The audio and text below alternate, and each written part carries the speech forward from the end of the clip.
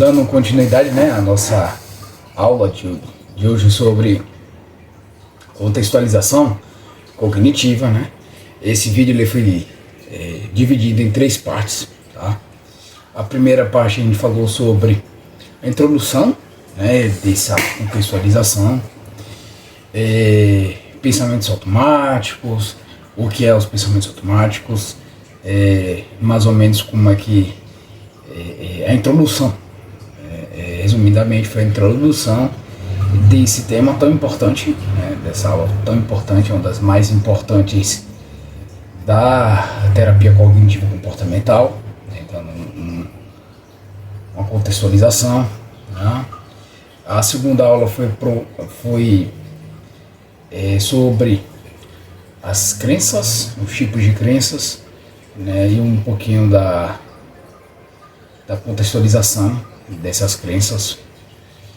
E eu no vídeo de aula de hoje, né, a gente vai falar sobre os diagramas, de conceituação cognitiva, o que é esses diagramas e como é montado, certo?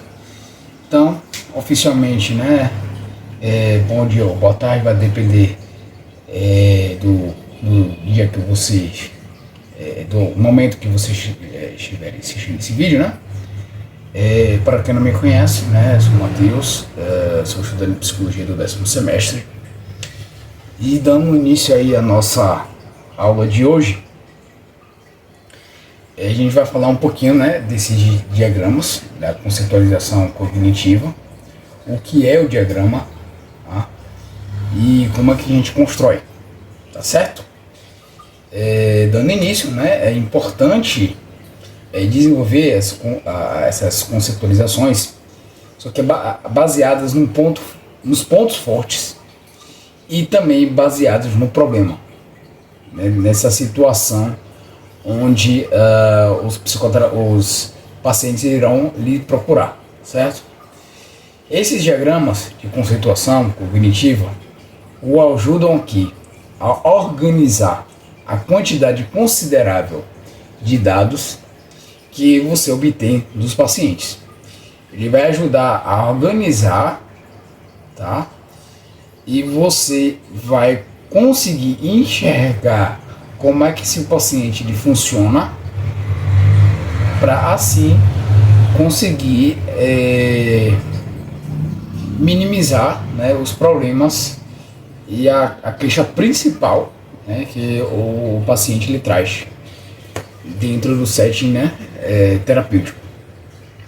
Bom, você pode começar a preencher esses diagramas entre as sessões, tão logo identifique informações relevantes durante a avaliação e a primeira sessão. Sempre que, quando eu falo assim avaliação, é o chamado aquela primeira consulta, né, onde a gente faz a anamnese do paciente, certo? E a primeira sessão é a segunda, no caso, após, né, a avaliação, certo? Você continuará a procurar por dados pertinentes durante todo o tratamento. Aqui você tem vários diagramas, certo? Vários tipos de diagramas. Agora a gente vai falar sobre um pouquinho, né, sobre os diagramas baseados nos pontos fortes, certo? O diagrama de conceituação cognitiva baseado nos pontos fortes o ajuda a prestar atenção e a organizar os padrões de cognições úteis e de comportamento do paciente. Ele relata, entre outras coisas, a relação entre acontecimentos importantes na vida e as crenças nucleares adaptativas.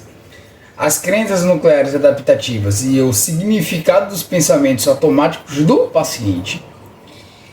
As crenças nucleares adaptativas, crenças intermediárias relacionadas e estratégias de enfrentamento adaptativas. E, por fim, situações, pensamentos automáticos adaptativos e comportamentos adaptativos.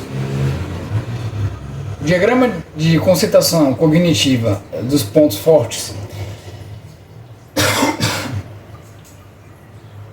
é muito complexo para ser apresentados aos pacientes. Se você fizer isso, mostre-lhes uma cópia em branco. Vocês podem preenchê-lo juntos, escolhendo situações históricas pré-mórbidas, né, em que eles tiveram pensamentos automáticos e comportamentos adaptativos. Ou você pode esperar até que os pacientes, clientes, como vocês queiram chamar, estejam atualmente percebendo a si mesmos e as suas experiências de forma mais realista e estejam se engajando em estratégias de enfrentamentos úteis.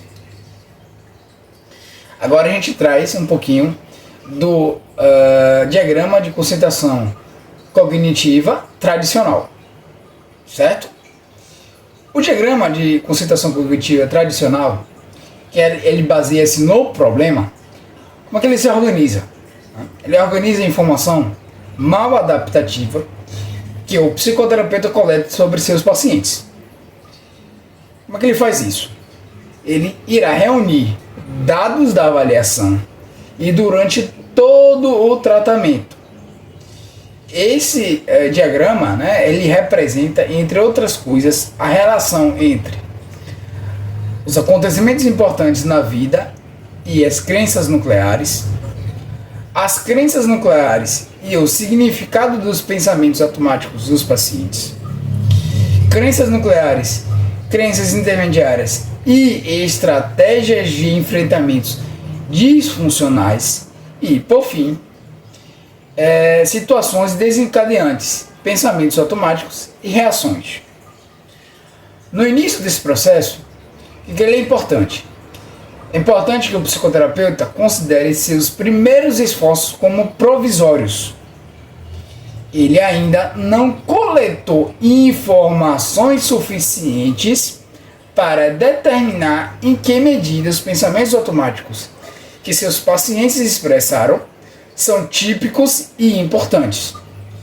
O diagrama completado irá desorientar o profissional se ele escolher situações em que os temas de pensamentos automáticos dos pacientes não fizerem parte de um padrão global. Certo? Porque isso é importante em chamar a atenção. Porque se por um acaso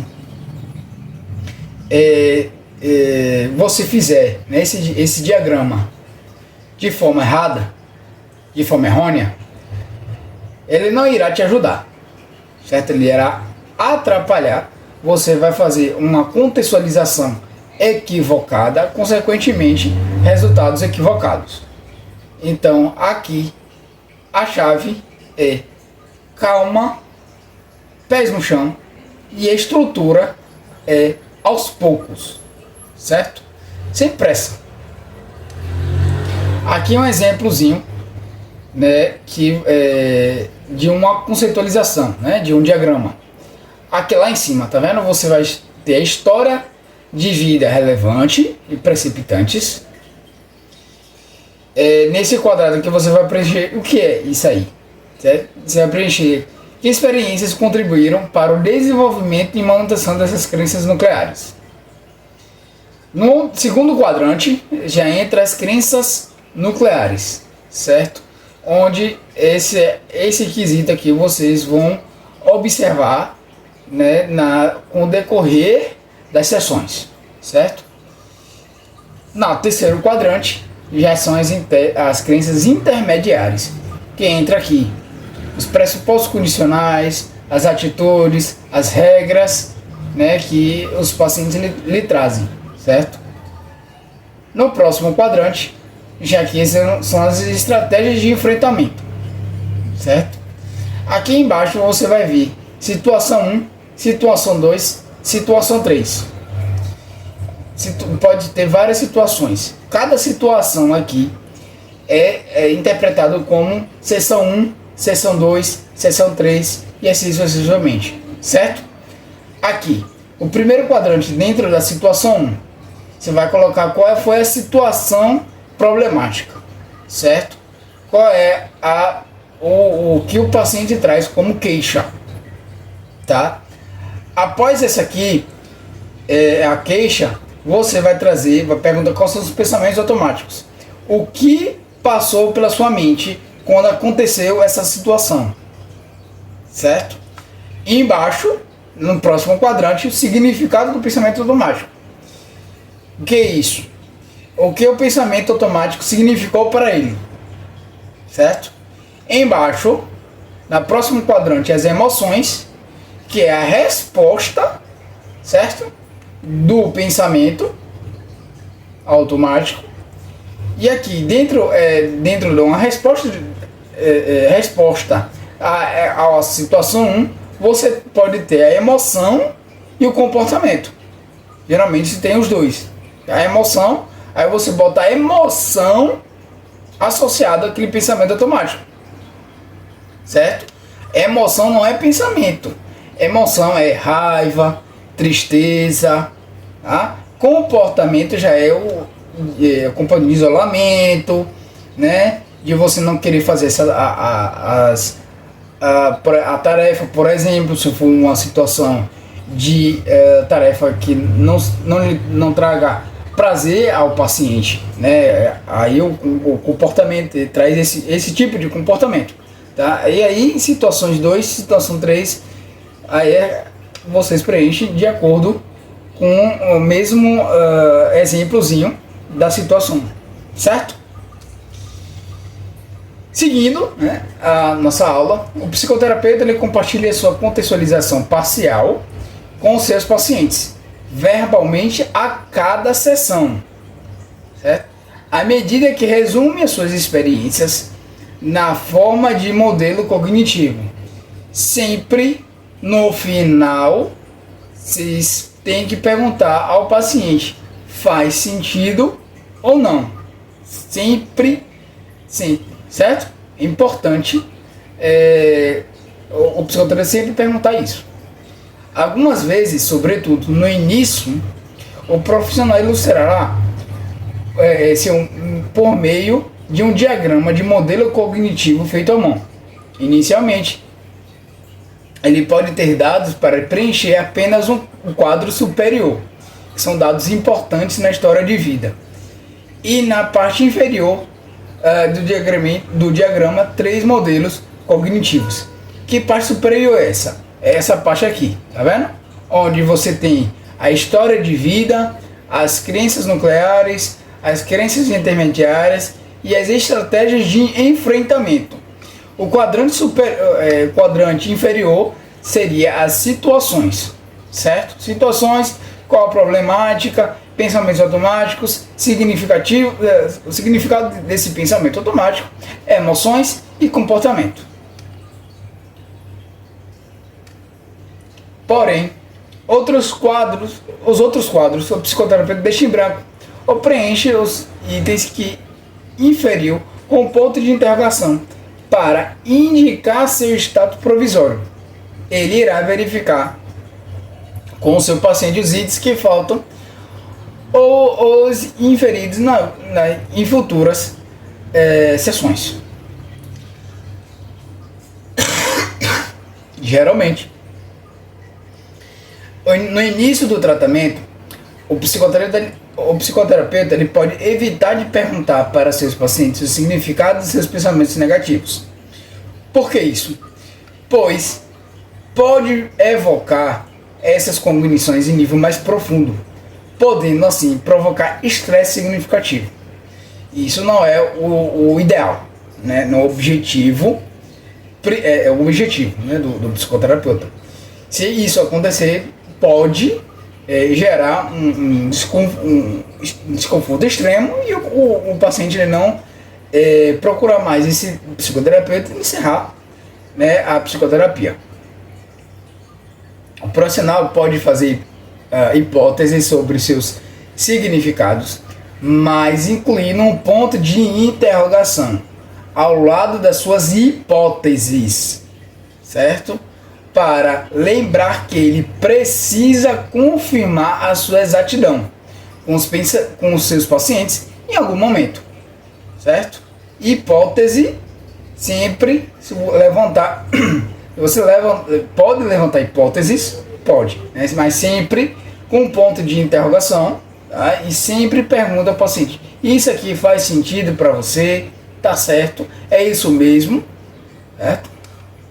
Quando apropriado, em geral, um pouco mais tarde no tratamento, o psicoterapeuta ele pode perguntar diretamente para os seus pacientes sobre o significado de seus pensamentos automáticos, usando a técnica de seta descendente. O significado dos pensamentos automáticos para cada situação deve estar logicamente conectado a uma das crenças nucleares do paciente avaliado. Para completar o quadro do autodiagrama, geralmente os psicoterapeutas perguntam aos seus pacientes sobre como essa crença nuclear se originou e foi mantida, que acontecimentos o paciente experimentou na vida frequentemente, incluindo a infância, a adolescência, se foram relevantes, né? Que poderiam estar relacionados ao desenvolvimento e à manutenção das suas crenças. Os dados relevantes típicos da infância incluem eventos significativos como um conflito contínuo ou periódico entre os pais e os seus outros familiares, divórcio dos pais, interações negativas com os pais, irmãos, professores, colegas ou outros que a criança se sentia aguçada, criticada ou desvalorizadas de modo de alguma outra maneira, condições médicas ou deficiências graves, morte de pessoas significativas, bullying, abuso físico ou sexual, trauma emocional e outras condições de vidas adversas, como mudanças frequentes, vivência de trauma, crescer na pobreza ou enfrentar discriminação crônica, para citar algumas. Certo? Os dados relevantes podem, no entanto, ser mais sutis. Por exemplo, percepções dos jovens, que podem ou não ter sido válidas, de que não estiveram à altura de seus irmãos em aspectos importantes, de que eram diferentes ou humilhados pelos colegas, de que não correspondiam às expectativas dos pais, professores ou outros, ou de que seus pais favoreciam outro irmão e não a eles. Para resumir, os diagramas de conceitualização são baseados em dados em que os pacientes apresentam em suas próprias palavras. Os psicoterapeutas consideram suas hipóteses como provisórias até que sejam confirmadas pelos seus pacientes. Os psicoterapeutas sempre reavaliam e redefinem continuamente os diagramas à medida que coletam dados adicionais, e as suas conceitualizações não estarão completas até que os pacientes terminem seus tratamentos. Alguns pacientes estão intelectual e emocionalmente prontos para ver o quadro mais amplo no começo da terapia. Você deve esperar para apresentá-lo aos demais, sobretudo aqueles com que você não tem uma relação terapêutica sólida ou que não compreende plenamente o modelo cognitivo ou aceito como verdadeiro. Conforme mencionado antes, sempre que apresentar a sua conceitualização, peça ao cliente ou paciente a confirmação, negação ou modificação de cada parte. Aqui a gente traz um exemplozinho, né, mais um exemplo de uma conceitualização. Aqui vocês têm em cima nas crenças nucleares, as crenças intermediárias. Você tem a situação, né? Após a situação, através dessas crenças nucleares e intermediárias, você tem o pensamento automático, certo? Após esse pensamento automático, você vai ter uma reação, podendo ser emocional, comportamental ou fisiológica. Resumindo a aula, esse capítulo, né? Conceitualizar os clientes em termos cognitivos é crucial. para determinar o curso de tratamento mais efetivo e eficiente.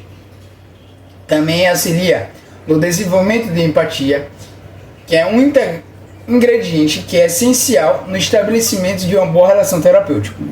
A conceitualização começa do primeiro contato e é um processo contínuo, sempre sujeito a modificações quando novos dados forem revelados e hipóteses prévias forem confirmadas ou rejeitadas.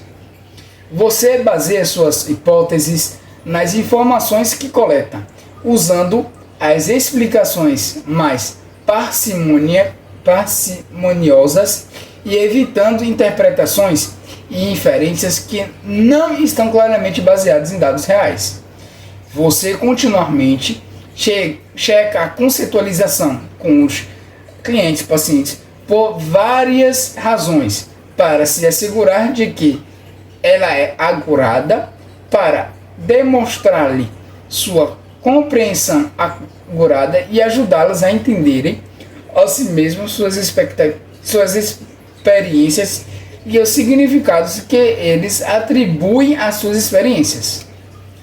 E é isso, encerramos por aqui nessa videoaula, né, sobre esse capítulo 3. Sugiro que vocês assistam os três vídeos, né, sobre esse capítulo. Cada vídeo desse capítulo é extremamente importante para o entendimento desse capítulo, né? Por isso mesmo que ele foi dividido em três passos, né? Para não ficar um vídeo tão cansativo, que não seja proveitoso para vocês. No mais, qualquer dúvida, qualquer sugestão, qualquer problema, né, estarei na descrição desse vídeo colocando meu e-mail, onde estou lá disponível para ajudá-lo da melhor forma possível, certo? Então, um grande abraço, até o próximo vídeo.